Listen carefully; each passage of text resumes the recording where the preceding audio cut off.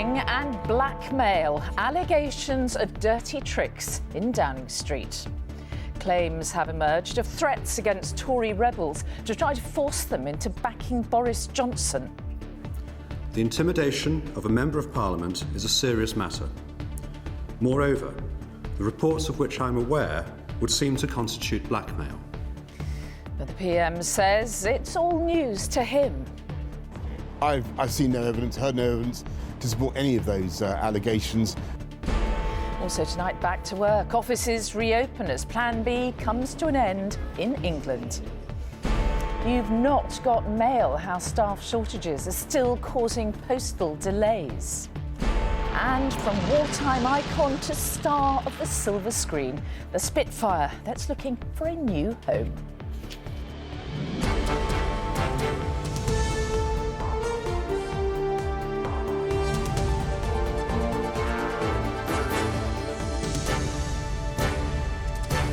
This is the ITV Evening News with Mary Nightingale.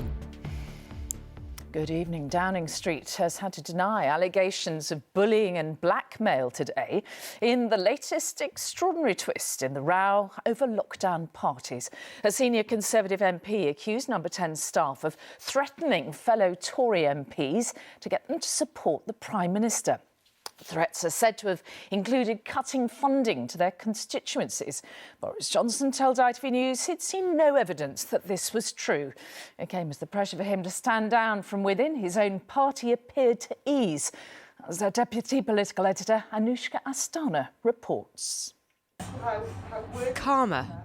That is how Thursday began for Boris Johnson after one of his MPs defecting weirdly managed to improve his political health.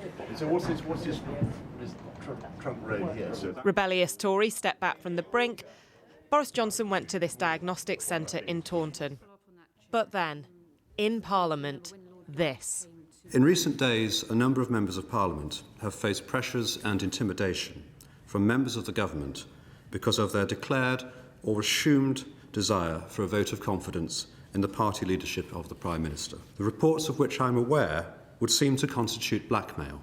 An extraordinary allegation. Are those tactics being used to try to stop MPs speaking out against you? I've seen no evidence, heard no evidence to support any of those allegations, Anushka, and what I'm focused on is what we're doing to deal with the number one priority of the British people, which is coming through COVID. I mean, I'm telling you that I'm hearing evidence from MPs. Will you look for that evidence? Of course, but what we're focused on is what we can do to clear the COVID backlogs. Spot the Prime Minister's new tactic when asked about leadership, changing the subject. But that won't make the questions go away, especially given the comments that followed from Bury South's new Labour MP. I was threatened that I would not get the school for Radcliffe if I didn't vote one particular way. This is a town that's not had a high school for the best part of 10 years. And it is not just Wakeford. Two Conservative MPs have told me today that they recognise William Ragg's claims and have spoken directly to colleagues who have faced those threats. A Cabinet Minister rejected the claims. Is literally nonsense. It doesn't happen. It's attention-seeking behaviour from an MP who's been a constant critic of the Prime Minister. Back in Taunton, there was still plenty of anger. And do you think he's the right leader for the country? Absolutely not. Absolutely not. He's just talking a load of rubbish, looking after himself and not us. That's the way I look at it. But then also this. On balance, I'd say he's done more good than harm. On balance, Boris Johnson has bought himself more time with his MPs, but next week's report on Partygate could change everything. Anushka Astana, ITV News. Well, our political editor Robert Peston is here. So it goes on, Robert. And much rests, doesn't it, on the findings of this investigation by Sue Gray. And as you understand it, she's discovered an email. Well, that's exactly right. I mean, you'll remember that earlier this week I said that I had spoken to a senior official from Downing Street who had warned the Prime Minister's most important civil service advisor, his principal private secretary, Martin Reynolds, that party on May the 20th, 2020 should not go ahead. This official received the invitation, as did lots of other Downing Street staff. He saw it and he thought, crikey, this is a party, it can't happen. He emailed Martin Reynolds, as I pointed out earlier this week. Dominic Cummings also laid this charge. And then Martin Reynolds actually rushed in to see this official and said, why should I do the party? And the official said, well, you know, parties are banned. Then actually Martin Reynolds apparently said, but it'll be even worse if I cancel it. Anyway, the party went ahead. The point is that Sue Gray has now trawled emails. She's found what looks to many to be like a smoking gun. And the big question is, did this official, Martin Reynolds, simply keep to himself the warning that he shouldn't go ahead, or did he tell the Prime Minister? And the question for therefore Sue Gray is, does she believe it when the Prime Minister says he only thought it was a work event, he'd had no warnings this was dangerous? OK. Robert, thank you very much indeed. Well, for more on the Partygate revelations, our political correspondent Romilly Weeks has a special edition of the Tonight programme later on. And it's Boris Johnson, Is the Party Over? It's on at 7:30 on ITV and at 10:45 on STV this evening. Now, the end to Plan B COVID restrictions in England has seen some workers returning to the office for the first time since before Christmas. The work-from-home guidance has now ended, with mandatory face masks and COVID passports scrapped next week. But as our health editor Emily Morgan reports, there are concerns that the rules may be being relaxed too soon. By the looks of things this morning, the commuters were back. Less than 24 hours after the work-from-home guidance changed, people appeared to be flocking into the office. In schools, too, children were allowed to take off their masks. These, though, didn't feel comfortable just yet. If wearing masks is the precautions we need to take in order to protect our community, then that's what we must do. With our GCSEs coming up so quickly in just a few months, it's really crucial that everyone's in school and in lessons, not only the students but the teachers also. From next Thursday, though, even more restrictions will be lifted. Face coverings in all settings will be scrapped. Large venues will no longer require COVID passes, and the self-isolation rules are expected to be lifted by the 24th of March. We've started to see in the data the case numbers are falling, hospitalisations are falling or stabilised in other parts of the country, infections are falling, and that allows us to take the measures that we announced yesterday. But demand on hospitals is still high. More than 93% of beds are occupied in England. This community hospital in northwest London helps to free up beds by admitting patients who aren't quite ready to be discharged, but it can only do so much. We're not there as a replacement for what's happening in A&E departments. We can relieve some of the pressures in terms of easing the bed numbers for a particular cohort of patients who would benefit from being here. But if people are sort of going into A&E in their droves, then obviously the pressures will build up there and people will have to wait. And have they talked about you going home yet? Not as yet. James has seen the problems up close. The police had to take him to hospital after he broke his hip because the wait for an ambulance was so long. Then COVID set his rehabilitation back weeks. I ended up getting COVID because somebody came in with it. And I had a couple of weeks here in isolation. As restrictions finally do ease, hospitals are braced for another period of uncertainty. They hope demand won't increase, but nobody knows for sure. Emily Morgan, ITV News. The Northern Ireland Executive has also agreed to relax COVID rules. The First and Deputy First Ministers announced that from tomorrow there will be no limits on indoor household mixing, and the rule of 6 in hospitality venues will be scrapped. Nightclubs will also be allowed to reopen on Wednesday. And you can find out exactly what the latest rule changes are wherever you're watching from on our website. Moving on now, and detectives investigating a brutal attack on an elderly couple in their own home have arrested a man on suspicion of murder. 86-year-old Frida Walker was found dead at a property in Derbyshire on Saturday. Her 88-year-old husband Ken is still in a critical condition in hospital. And Ben Chapman is at the scene in Langwith Junction. Ben, what have the police said? Well, they say the community here should feel reassured by this arrest, which was made in the early hours of this morning. It comes after 5 pretty fearful days for many people here, particularly older people, after this couple in their 80s, Ken and Frida Walker, were found on Saturday morning having been attacked in their own home, possibly during a burglary. Frida was killed and Ken remains in a critical condition in hospital. Now, a 33-year-old man was arrested in another small village just a few miles from here, where police were continuing to search a house this afternoon. They won't say if the couple knew their attacker, and they say they're keeping an open mind about whether there was just the one person involved. But I think today's arrest will go some way to helping many people sleep a little easier tonight. Ben Chapman at Langwith Junction, thank you. Now, the Queen says she is shocked and saddened by the volcano eruption and tsunami which have devastated Tonga. In a message to the nation's king, she said her thoughts and prayers are with those affected. The Royal Navy is joining the international aid effort, which after days of delays is finally getting through, as Rachel Younger reports. Help at last for a nation cut off for 5 days after a tsunami wreaked havoc in seconds. Finally, a ground-level view of the damage. Cars folded like cardboard, people doing their best to clean up, with every surface covered in ash from the volcano that caused the tsunami. Planes only getting in now after Herculean work locally. Airfield has been open today. There was a mammoth effort by His Majesty's Armed Forces to clear that runway by hand. A ship from neighbouring New Zealand due today, bringing food and water to replace supplies contaminated by ash.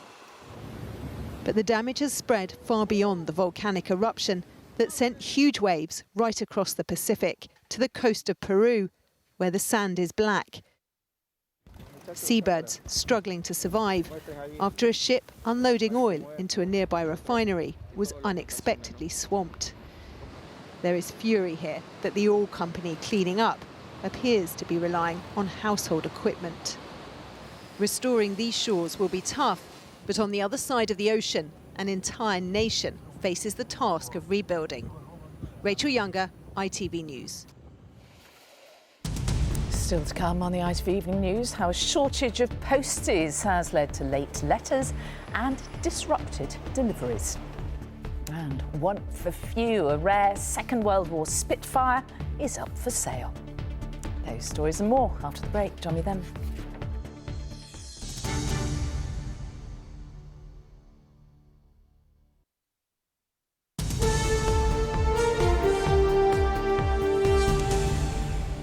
And welcome back. ITV News has witnessed the desperate struggle to find food for Afghanistan's starving children. Some only get a single meal a day, and that's only thanks to what little aid is getting through. They are forced to scavenge through rubbish to survive. Their only hope for the Taliban and the international community to work together. But that seems unlikely, as our correspondent John Ray explains in his latest report from Afghanistan. Empty plates, empty stomachs and expectant faces.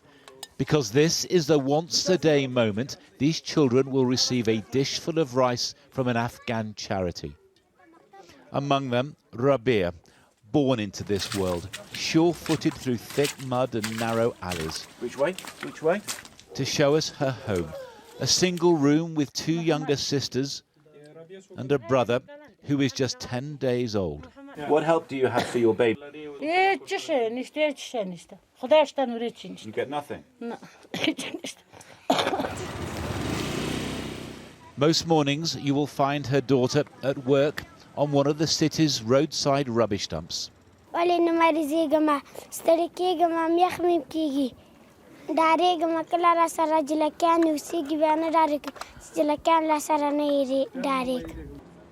She's searching for plastic bottles to sell to recyclers, and she takes home scraps that her family might eat. So what you can see here, this is what Rabia says she has salvaged from a local rubbish dump to feed her family. It's not very much. In fact, it's not nearly enough. And there are hundreds just like Rabia, whose parents were themselves children when they fled the war in faraway provinces. Afghanistan seems stuck in an endless cycle of destruction. There is just one place they can leave their troubles behind. But the teacher tells us he sees the mental and physical scars of poverty in every student. Amid all this trouble, do you see hope for these children? زما امیدونه شته که چې د نړیواله ټولنه د افغانستان دولت او د ملت سره کومک وکړي نو موږ ډېر خاینده د خپل ماشومان لپاره نظر لرو او ان شاء الله موږ په دې مطمئن یو. The idea that the Taliban and the world beyond can work together seems far-fetched. Over 4 decades, both have led to ruin. But Rabia's generation might yet face the worst crisis of all. In a country where only a child's laughter comes without cost. John Ray, ITV News, Kabul. 2 men have been arrested in Birmingham and Manchester as part of the investigation into the Texas synagogue attack by a British hostage-taker. Malik Faisal Akram was shot dead following the standoff on Saturday. Officers in the UK said the arrests were made in support of the US-led investigation. And plans for a £1 billion cable crossing the Channel have been rejected by the government. The Aquin project planned to build an electricity link between Portsmouth and Normandy. The government said that appropriate alternatives to the plan had not been considered. If you've been still getting Christmas cards well into the new year and important posts been arriving weeks late, you are not alone. Royal Mail deliveries across the UK have been badly affected, with staff forced to isolate with COVID. It's costing some businesses dear and it's also really disrupting lives. Our consumer editor Chris Choi reports. It's the service that kept us connected even in the isolation of pandemic, but it's still under stress. In Eccles, Susan Oakey waited for an urgent medical letter. It arrived 3 weeks late. It was horrendous. A lot of documents we knew were supposed to be coming didn't come. So we landed up having to phone people up, do things by email. And of course, it created more work for the other people at the other end. Royal Mail has declined my interview request, but insists things are now improving. The pandemic has reduced its workforce, but increased its workload. 38 postcode districts are affected today. Up to 15,000 postal workers were off in 1 week this month, mainly due to COVID or isolating. Meanwhile, Royal Mail has delivered around 900,000 COVID test kits a day, massively adding to pressure. From this bakery in Bangor, Northern Ireland, 70 cakes arrived a fortnight late and very stale. It was absolutely devastating for us, for me and for my reputation. That this was a new client that came to us with a very substantial order that they trusted us with, and I feel like I've let them down. Delays have gone on for weeks and have hit many parts of the UK. Consumer campaigners want more information on how long disruption will last. Posties are working really hard to deliver our mail on time, but these issues are leading to missed hospital appointments and unpaid bills, and it's really time for Royal Mail to up their game, and if they don't, Ofcom, the regulator, should step in, launch an investigation and fines. Royal Mail says only a small number of areas have been hit. It sends its apologies to anyone affected, but some of them say that too has arrived a bit late. Chris Choi, ITV News. It has been a miserable day for British sport down under. Emma Raducanu was out of the Australian Open after being beaten in an injury-affected second-round match. And in the men's singles, 5-time finalist Andy Murray is also out. He lost to the lowest-ranked player ever to beat him in a Grand Slam. And finally, from defeats to a very British victory. The Battle of Britain was won in part thanks to the bravery of Allied pilots and the famous Supermarine Spitfire. And one of those iconic aircraft is now up for sale. It's also a bit of a film star, as Martha Fairley reports. The sound is unmistakable, the design iconic. But what makes this Spitfire so special is not just its history. After 79 years, it's been carefully restored and rebuilt with 95% of the original parts. It's very, very rare, if not impossible to find an aeroplane that was a starting point as such as this one, i.e. a completely untouched wartime Mark 9 Spitfire with significant combat history on 2 squadrons and a Focke-Wulf 190 kill to its name. It just doesn't happen anymore.